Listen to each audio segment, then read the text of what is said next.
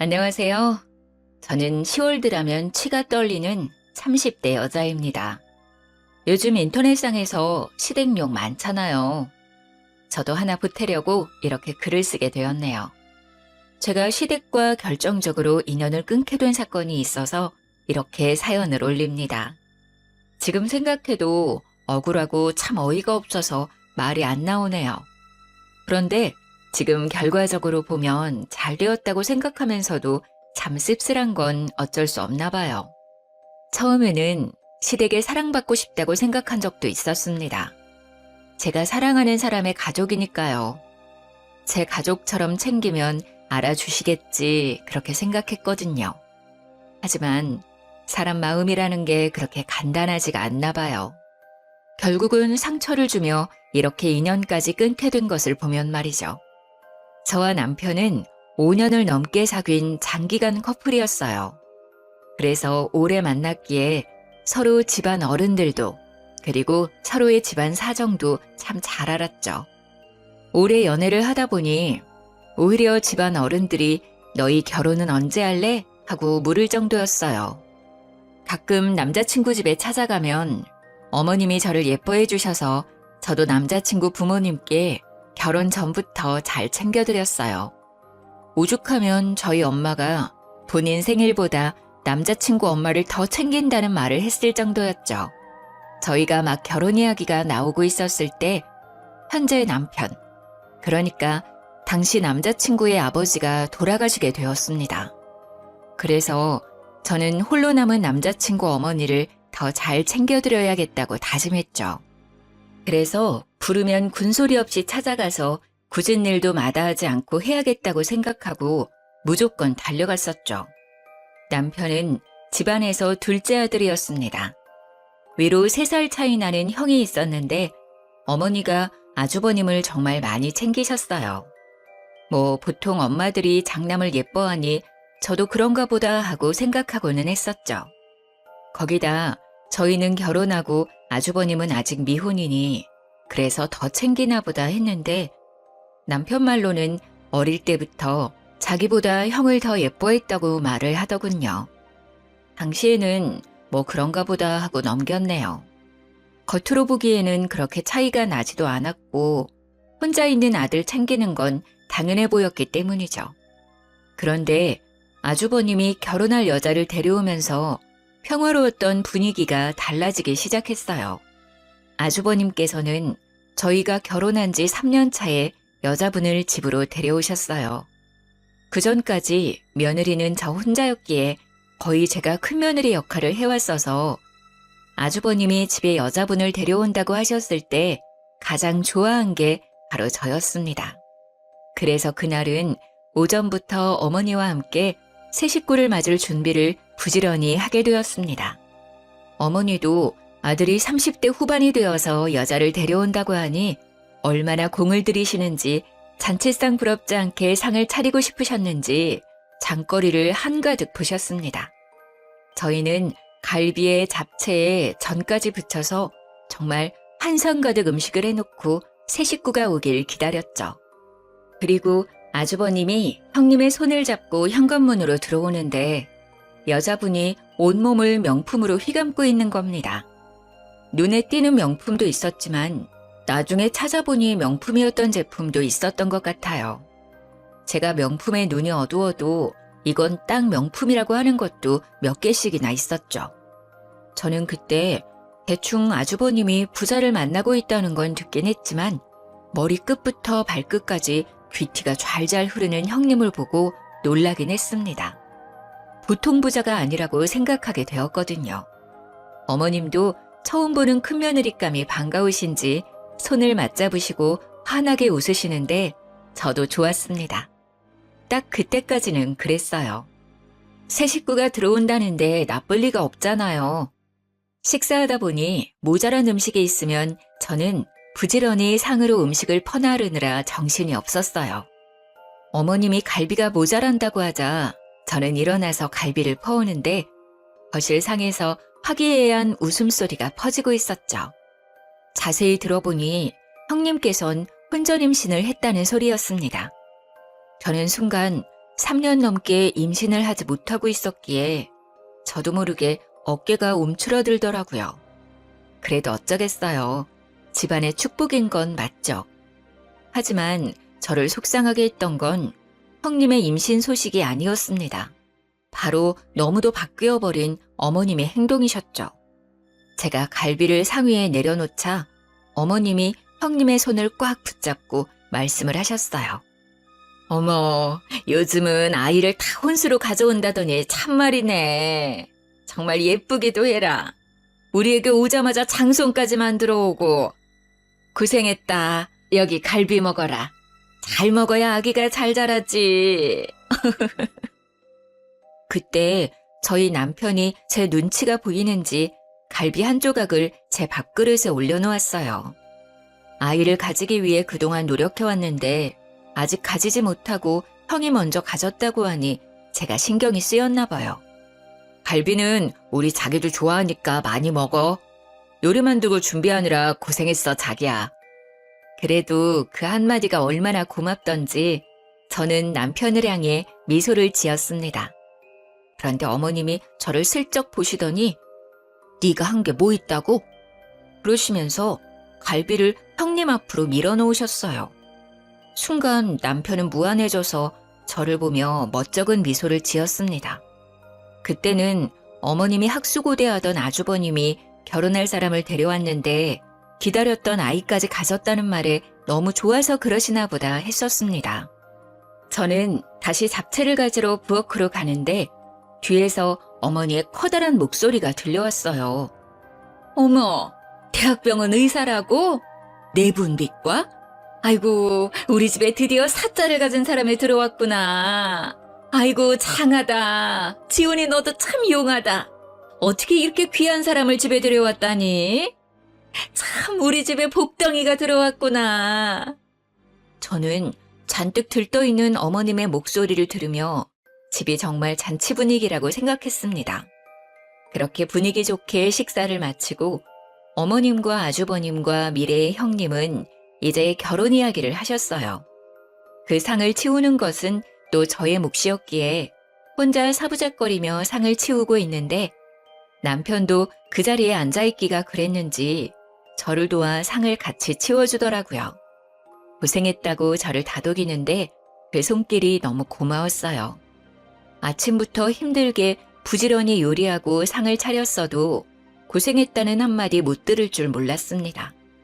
그런데 남편이 그 맘을 알아주니 속상한 마음이 사르르 녹아내렸죠. 상을 치우고 과일을 내가는데 형님이 어머님께 선물이라고 명품 가방을 떡하니 내놓더라고요. 어머님은 너무 좋아하시며 잇몸이 만개하게 찢어지셨어요. 의사니까 역시 돈도 잘 버는 거겠죠. 어머님의 커다래진 입을 보는데 제가 괜히 죄송해지더라고요. 저렇게 좋아하실 줄 알았으면 하나 사드리는 건데 하는 마음이 드는 겁니다. 제가 사드린 건 명품은 아니어도 국내 유명 브랜드들이었거든요. 역시 어머님도 여자셨던 거죠. 어머니는 명품 가방을 품에 안으시고 예비 형님을 향해 말을 하셨어요. 뱃속에 아이도 있는데 결혼을 서둘러야지. 배가 나오기 전에 빨리 서둘러야겠구나. 시어머니의 말에 예비 형님이 난감한 표정을 지으시더라고요. 그런데 제가 너무 바빠서요, 어머니. 결혼 준비를 제대로 할 수 있을지 걱정이에요. 병원 일이 생각보다 한가한 일이 아니라서요. 어머님은 형님의 손을 꽉 잡으시며 활짝 웃으셨죠. 그럼 알다마다 큰일 하는데 바쁜 거 내가 다 알지. 결혼식 걱정은 하지도 말아라. 내가 다 준비하마. 여기 한가한 너희 동서도 있잖아. 그렇지, 작은 애야? 네가 결혼 준비하는 것 좀 도와주려무나. 저는 사과를 깎다가 두 눈을 동그랗게 떴죠. 아주버님의 결혼식을 제가 준비하다니요? 그것도 잘못하면 욕먹기 딱 좋은 결혼식을 말이죠. 저는 어색한 미소를 띄었습니다. 죄송해서 어쩌죠? 저도 요즘 회사 일이 바빠서 도와드리기 힘들 것 같네요. 그래도 본인들이 준비하는 게 더 마음에 들지 않을까요? 어머님은 제 말이 마음에 안 드셨는지 저를 흘겨보셨어요. 무슨 직장이 시간 조정하나 마음대로 못한다니? 그래서 다른 일은 할 수 있겠어? 서로 어려울 때 돕고 해야 형제 우애가 좋아지고 그러는 건데. 아니에요, 어머니. 제가 바빠도 시간 내서 해볼게요. 동서 곤란하게 해서 미안해. 아니다, 내가 준비하마. 바쁜 네가 시간을 어떻게 빼려고 해.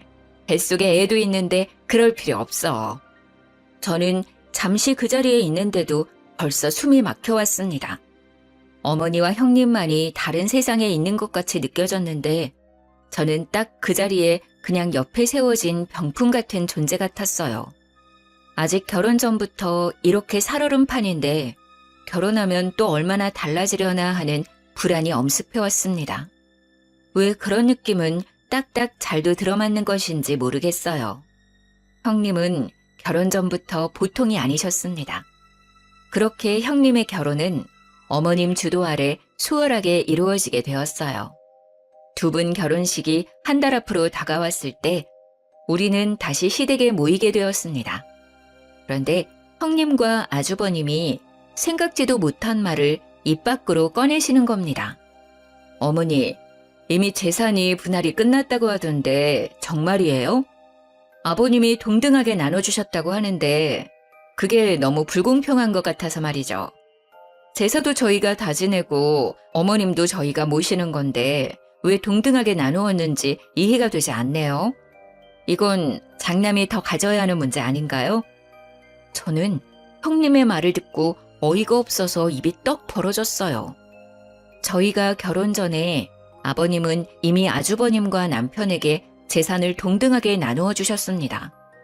시댁은 재력가까지는 아니지만 상당한 부동산 재산이 있었고 당시 저도 예비 며느리 자격으로서 그 자리에 있었고요. 아버님은 아주버님에게 장남이라는 이유로 지역 상권도 월등히 좋은 신축 건물을 주었고 저희에게는 건물은 규모가 크지만 오래되고 상권이 안 좋은 건물을 주셨었습니다. 그때 당시에 아주버님도 그것에 만족하셨고 저희 남편과 저도 큰 불만 없이 받아들였습니다. 시세 차이는 별반 다름 없었고 아버님이 나눠주시는 거니 큰 불만도 없었죠. 그리고 아버님은 어머님 앞으로 노후자금이라고 작은 건물을 남겨두셨었습니다. 그런데도 저런 말을 꺼내자 속이 뒤집히는 겁니다. 형님, 그렇게 따지면 이제 저는 시댁에 손 놓아도 되는 건가요? 형님 혼자 시댁 행사며 제사며 다 챙기시려고요? 형님은 저를 보며 고개를 끄덕였습니다. 당연하지. 장손인데 내가 책임져야지. 그러니까 우리가 재산을 더 가져야 하는 거 아니겠어? 이건 너무 불공평하잖아. 앞으로 고생은 나하고 우리 그이가 다 하는 건데 앞으로 어머님도 책임져야 하고. 그런데 그때 아버님이 그런 것까지 생각하고 좋은 상권의 신축 건물을 아주버님께 남겨주신 거잖아요. 이제 와서 그것을 따주시면 저희가 너무 어이가 없어요. 시세만 같다 뿐이지 두 건물 사이에는 엄연히 차이가 크게 나요. 거기다 어머님께도 건물을 남겨주셨고요. 그래도 이거는 말도 안 되지. 원래라면 작은 아들은 재산을 물려받을 수 없는 거 아니야? 그런데도 같은 시세라니 나는 말도 안 된다고 생각하는데. 어머니도 그렇게 생각하지 않으세요? 아이고, 작은 애 시끄럽다. 너희 형님 말 어디가 틀린 게 있다니? 너보다 더 배우고 똑똑한 사람이 이렇게 말하는데 그렇게 하는 게 옳으면 그렇게 해야지. 저는 시어머니까지 형님의 편을 들고 나서자 머리까지 피가 끓어올랐어요. 여기서 선을 딱 긋지 않으면 저희가 질질 끌려갈 것 같다는 생각을 하게 되었습니다. 죄송합니다.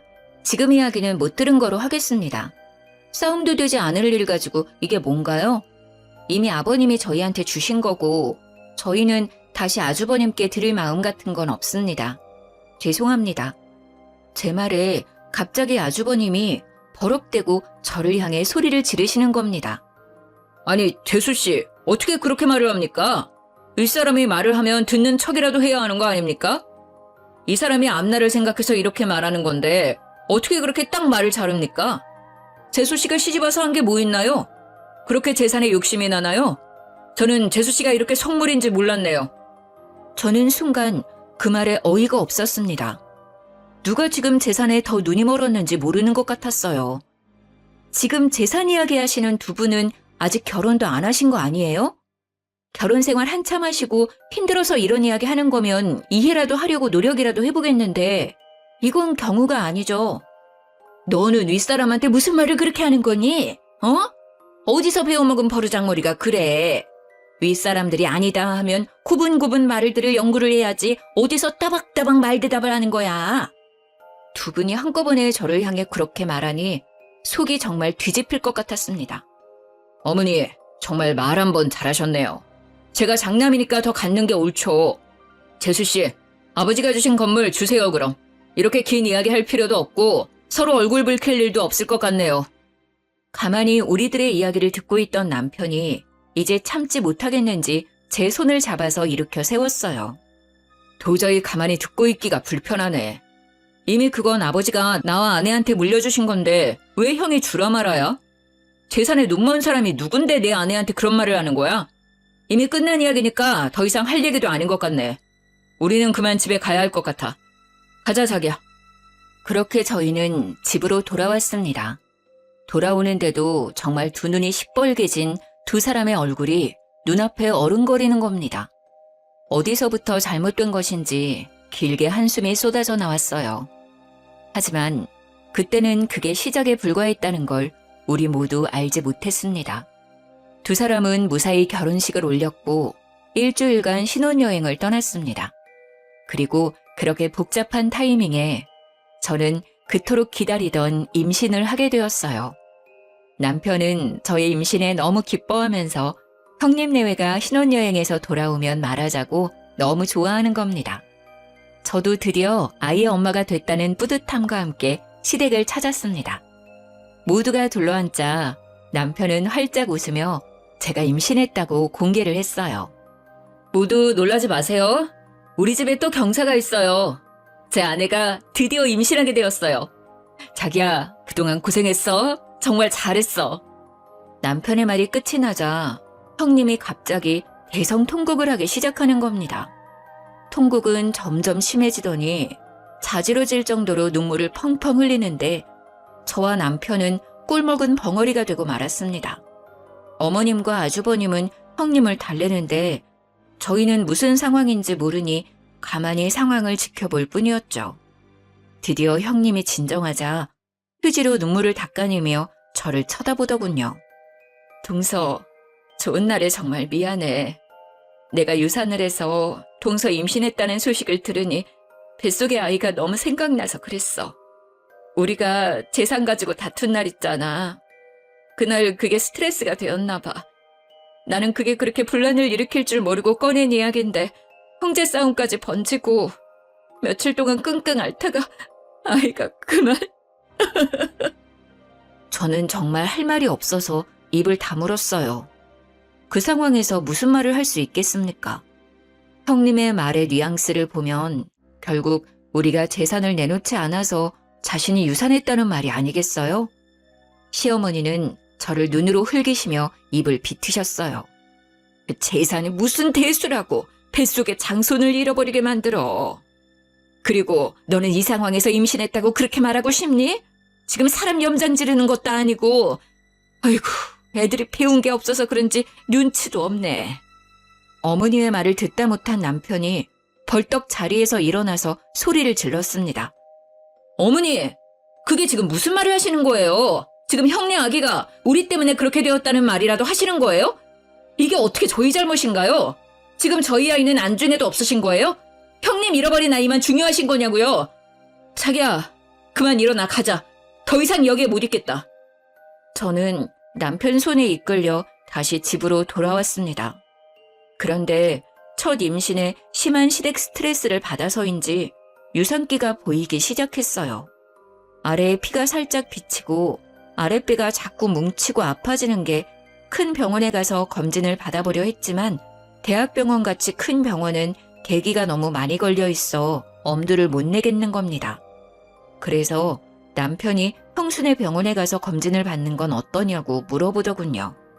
어머님도 형님이 예약해서 허리 진료를 받았다는 겁니다. 거기는 형수백으로 검진을 앞당길 수 있는 거 아니냐고 말이죠. 저는 솔직히 형님에게 부탁하는 게 마땅치 않았지만 아이가 우선이니 전화를 걸어서 물어보기로 했습니다. 그런데 전화를 걸자마자 형님이 타박을 하시더라고요. 동서, 왜 전화했어?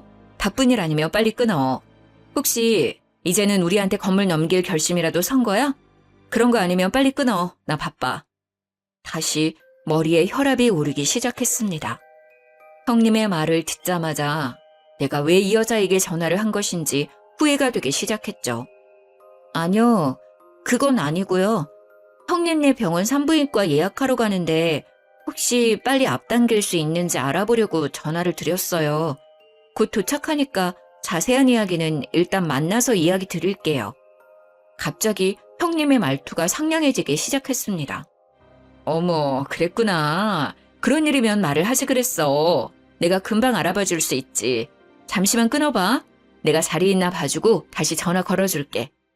그렇게 말하며 전화를 끊더니 10분 뒤에 다시 형님에게 전화가 왔습니다. 어머 동서, 내가 웬만하면 우리 병원으로 예약하려고 했는데 자리가 도저히 안 나온대. 대신해서 잘 보는 병원으로 예약해뒀거든? 거기로 가볼래? 그리고 건물은 출산 후에 이야기하자. 일단 뱃속 아기의 안정이 먼저잖아. 걱정하지 말고. 저는 형님이 예약해둔 다른 병원으로 내원하게 되었고 거기서 스트레스를 많이 받아서 유산기가 있다고 하면서 유산 방지 주사를 맞춰주었습니다. 그렇게 돌아왔지만 저는 이미 마음이 상해서인지 시댁 모임에 갈 때마다 스트레스가 쌓이더라고요. 그래도 어쩌겠습니까? 그 당시에는 이제까지 그렇게 해왔으니 부르면 당연히 가야 하는 거라고 생각을 하고 있었어요. 그게 효이고 그렇게 배워왔으니까요. 그런데 그곳에 가서 결국 저는 시댁에 학을 떼어버리는 일이 생기고 말았습니다. 그날도 시댁으로 가는데 가는 중에도 가슴 끈 명치가 답답하더라고요. 저는 이제 막 임신 6개월에 들어서는 중이었기에 어느 정도 유산에 대한 위험은 내려놓고 있었습니다. 그렇게 상에 둘러앉아 밥을 먹고 있는데 형님이 이번에는 주식 이야기를 하기 시작하셨어요. 어머니, 제가 말한 주식 사셨어요? 어때요? 돈 좀 만지셨어요? 많이 올랐죠? 형님은 이미 어머니에게 주식 투자를 권유해서 주식 투자를 했나 보더라고요. 어머님은 형님 말대로 주식이 올랐는지 입을 활짝 옆으로 찢으며 웃으시더라고요. 그러게 생각지도 않게 많이 올랐어. 너는 어떻게 이런 걸 잘 알고 있니? 정말 내 주위의 여편네들은 나를 그렇게 부러워한다. 며느리 하나 잘 뒀다고 말이야. 잘 됐네요, 어머니. 이번에 정말 확실히 오르는 화끈한 주식 있는데 한두 푼으로 투자해야 하는 게 아니라 한 번에 끌어모아서 투자해야 확실히 오르는 거거든요. 투자해보실래요? 주위에 어르신들 있으면 같이 투자하세요. 어머, 그게 정말이냐? 안 그래도 그 여편네들이 내가 주식으로 돈 재미 좀 봤다니까 자신들도 투자하고 싶다고 야단이더라. 내가 알아보마. 형님은 어머니의 말에 활짝 웃더니 저희를 보며 말을 이었어요. 동서도 투자하는 게 어떻겠어? 이번에도 정말 확실한 주식이거든. 이렇게 확실한 게 나오기도 쉽지 않은데 내가 아는 애널리스트 말이라서 찐이거든. 차 떠나기 전에 올라타야지. 저는 그 주식 투자가 왠지 끌리지가 않았습니다. 주식이 오른다고 단언하면서 확신을 하는 게 못 믿어왔죠. 주식이라는 게 한 치 앞도 못 가리는 건데 말이죠. 저는 단칼에 거절했습니다. 죄송해요. 저희는 그렇게 크게 투자할 돈이 없어서 말이에요. 저희는 빼고 하세요. 아우, 정말 아까워서 그래. 그 애널리스트 말로는 3배는 기본이고 최대 5배 이상은 뛴다고 하던데 이때 아니면 못 산다니까? 그 건물 있잖아. 그거 팔아서 투자하는 건 어때? 동서 말대로라면 시세도 더 이상 오르지 않을 거 아냐. 그렇게 끌어안고 있어봐야 세금이나 더 나오지. 거기 건물 상가도 몇 개나 비어있어서 월세로 버는 것도 없다던데. 나 못 믿으면 그 전문가 믿고 투자해봐. 형님은 꼭 저희 건물을 미리 알아보신 것처럼 말을 하시더라고요.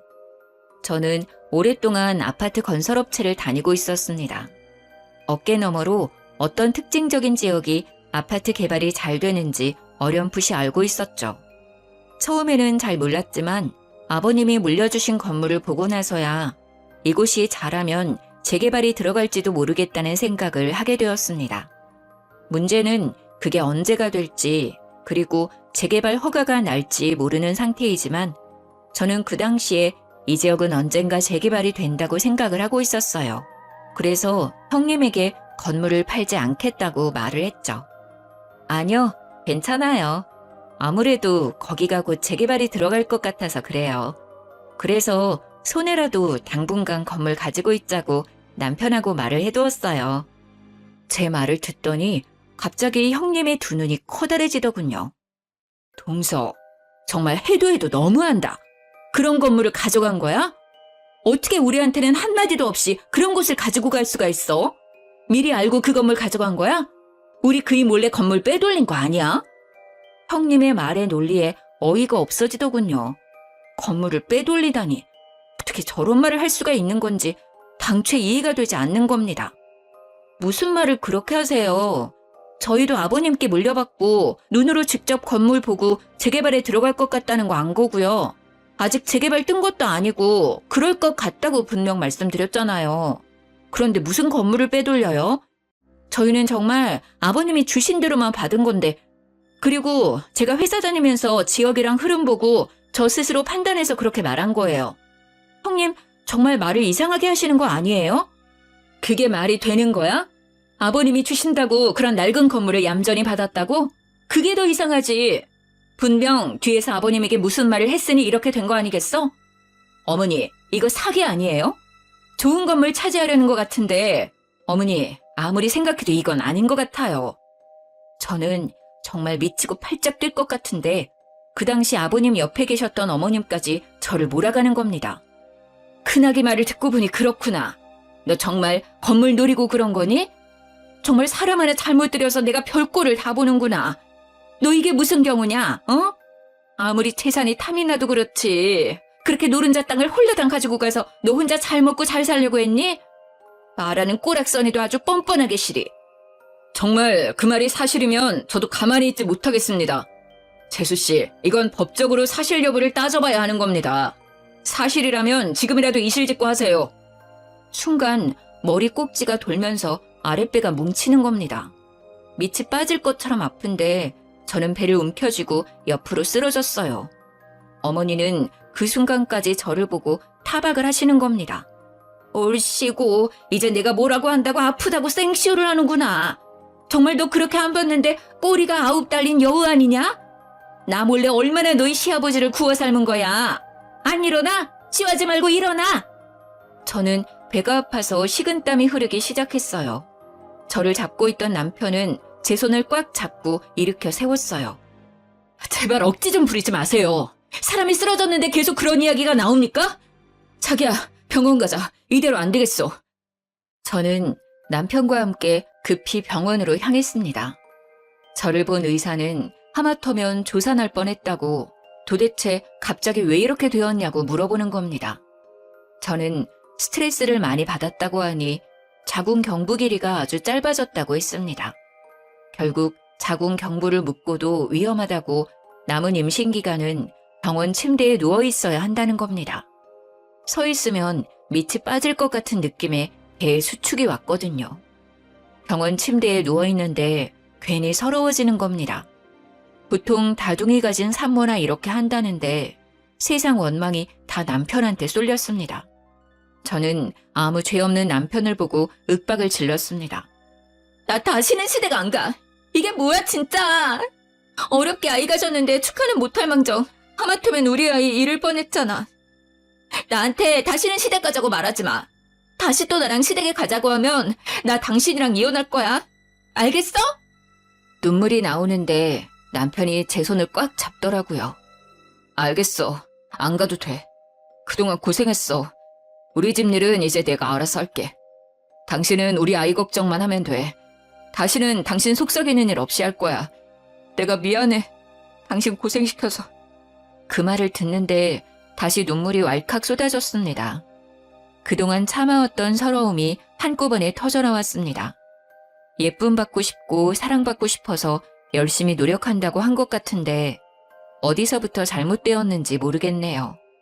저는 그렇게 완전히 시댁과 단절을 하고 4개월을 침대에서 더 버텨 무사히 제품에 딸을 안았습니다. 작은 얼굴에 오밀조밀 예쁜 얼굴을 보니 그제야 좀 숨통이 트이는 것 같았어요. 그렇게 아이를 키우느라 몇 달을 정신없이 보내긴 했어도 아무 걱정 없이 우리 세 식구만 챙기면 되니 스트레스로 인한 두통도 명치에 답답한 것도 사라졌죠. 남편이 오기를 기다리며 저녁을 준비하고 같이 식사를 하는데 남편이 시댁 이야기를 꺼내더라고요. 나 밥 먹고 잠시 본가에 다녀올게. 집에 무슨 일이 있는지 오늘 어머니에게 전화가 왔더라고. 울면서 전화를 하셨는데 갑자기 형수랑 연락이 안 된다고 하시더라고. 형도 갑자기 형수가 사라져서 이리저리 찾아보고 있는데 하루아침에 사라져버려서 둘 다 많이 놀랐나 봐. 저는 아이에게 이유식을 먹이다가 남편을 쳐다보았어요. 형님이 갑자기 사라졌다니 말이 나오지 않았어요. 거의 1년 가까이 시댁 일에는 신경 쓰지 않고 있어서 따로 형님과도 연락하고 있지 않았기에 저는 남편이 들려주는 시댁 이야기로만 소식을 전해 들었습니다. 남편은 시댁을 다녀와서 한숨을 푹 내쉬더라고요. 저는 그때야 무슨 일이 크게 났다는 걸 깨달았어요. 무슨 일이야? 큰일이 난 거야? 형님은 찾았어? 어디 계시는데? 일단 신고는 해놨는데 그게 좀 이상해. 형이 형수가 사라지고 일하는 대학병원에 가서 형수를 찾으니까 없는 사람이라고 했다는 거야. 그런 사람은 자신의 병원에 근무하지 않는 의사라고 하더라고. 분명 어머니가 몇 달 전에 허리 때문에 병원에서 형수 이름으로 진료 예약하고 진료를 받았고 병원 홀에서 의사 가운 입고 있는 것도 봤다고 하니까 간호사가 형수 이름으로 진료 예약된 것은 맞는데 의사로 근무하는 사람은 없다는 거야. 간호사까지 통틀어서 직원 명단을 봐도 형수 이름은 없대. 어머님은 그 말 듣고 지금 쓰러져서 병원에 계셔. 남편의 말에 저는 당황했습니다. 분명 우리는 형님이 그 대학병원 의사라는 것에 아무 의심이 없었습니다. 어머님이나 아주버님이 병원 홀에서 의사 가운을 입고 있는 형님을 만났다고 했으니까요. 그런데 막상 병원에서 형님은 그 병원 의사가 아니라고 하는 겁니다. 하지만 남편의 말은 거기서 끝이 아니었습니다. 그래서 경찰서에 가서 실종 신고를 하면서 정황을 이야기했더니 경찰의 말로는 사기꾼한테 당한 것 같다고 하더라고. 일부러 처음부터 형의 재산과 우리 집 재산을 노리고 들어온 전문 사기꾼 같다고. 그럼 형님, 아니지, 그 사기꾼을 다시 찾을 수 없다는 거야? 그런데 그때 어머님이 홀레당 주식 투자한다고 하시지 않았어? 그건 어떻게 된 거야? 그것도 가지고 도망간 거야? 지금 그게 가장 큰 문제야.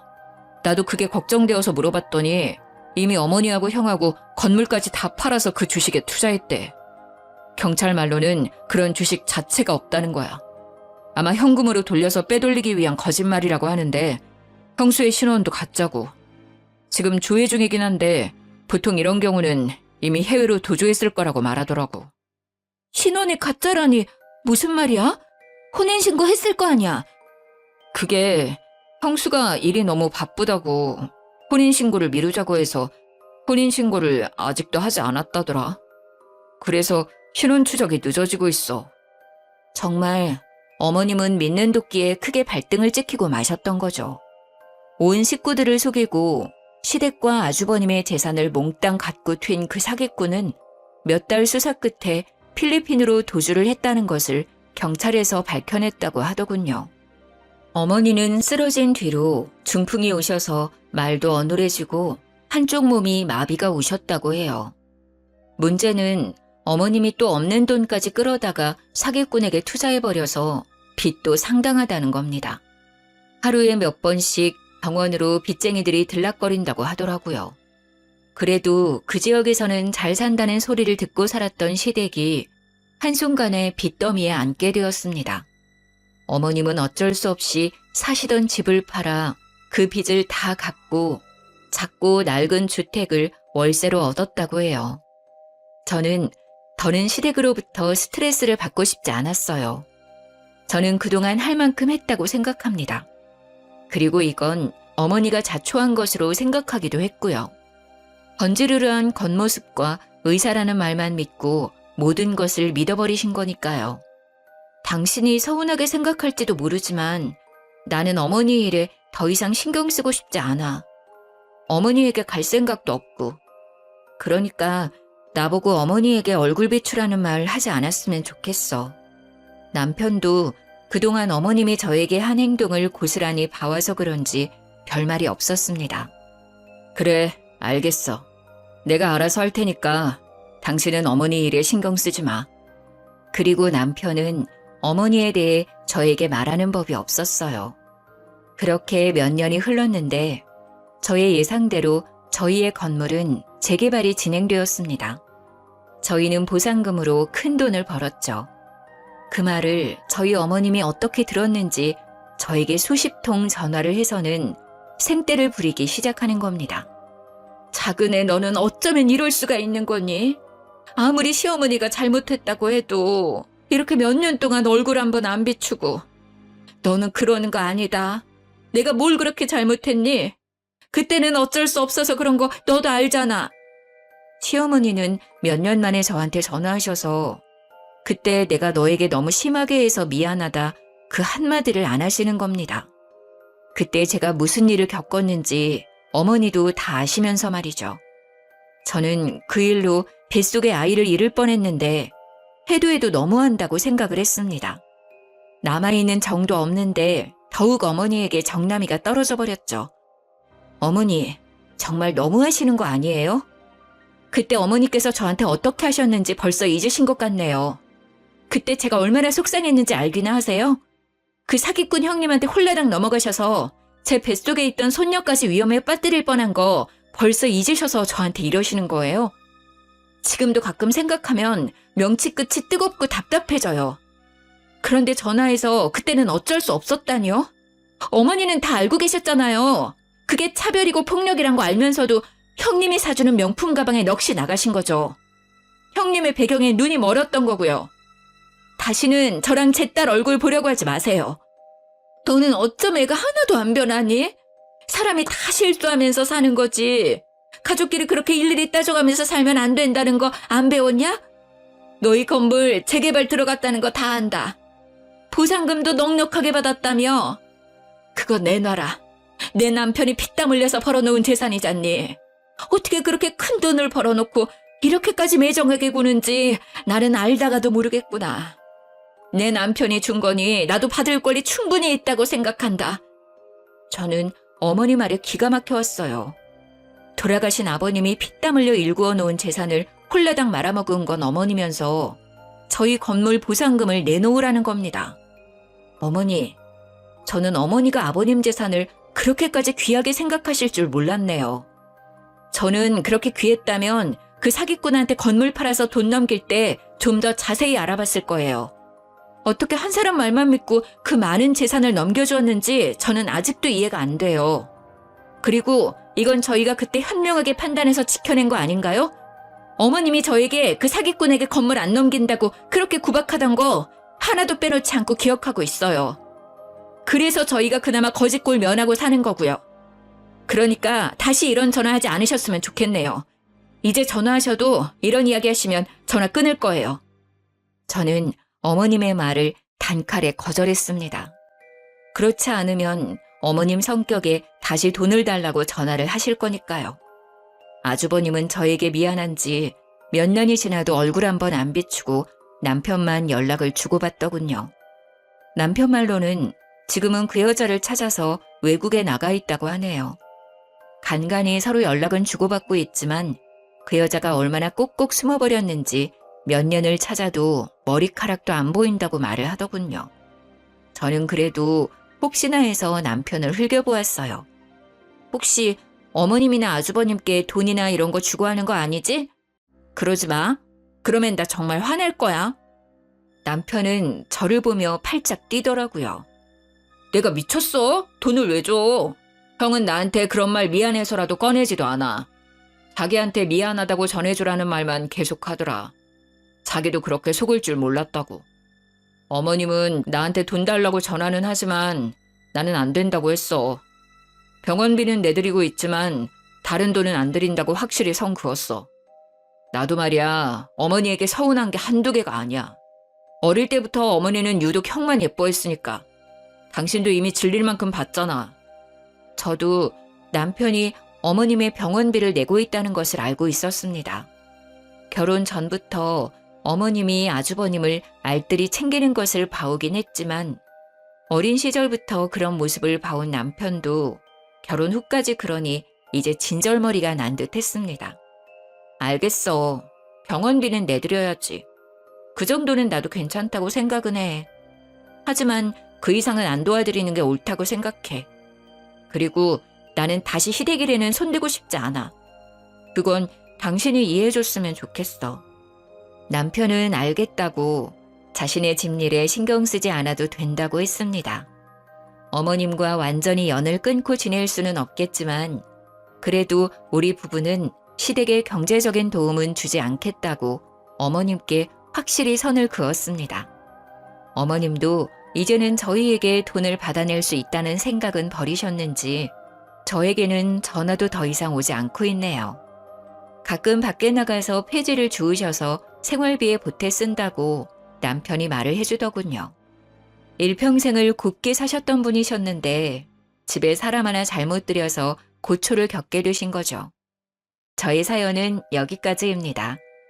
저는 토끼 같은 딸과 남편과 함께 잘 지내고 있어요. 명절에는 시댁에는 가지 않으니 저희 세 식구는 여행을 다니고 있습니다. 아마 그런 일이 없었다면 저희도 다른 집들처럼 시모도 함께 여행을 다녔을 수도 있었겠죠. 하지만 이미 지난 일을 떠올려봤자 어쩌겠어요. 나쁜 기억은 빨리 털어버리고 일어서야죠. 가끔은 믿었던 사람에게 가장 많이 상처를 받기도 하는 것 같아요. 하지만 서로 상처 주는 사이라면 서로 안 보고 사는 것도 좋은 방법인 것 같습니다. 조금은 멀리 떨어져 서로의 소중한 것을 생각해 보는 게 어떨까 싶네요. 모두 행복해지길 바라면서 이만 글을 드리겠습니다.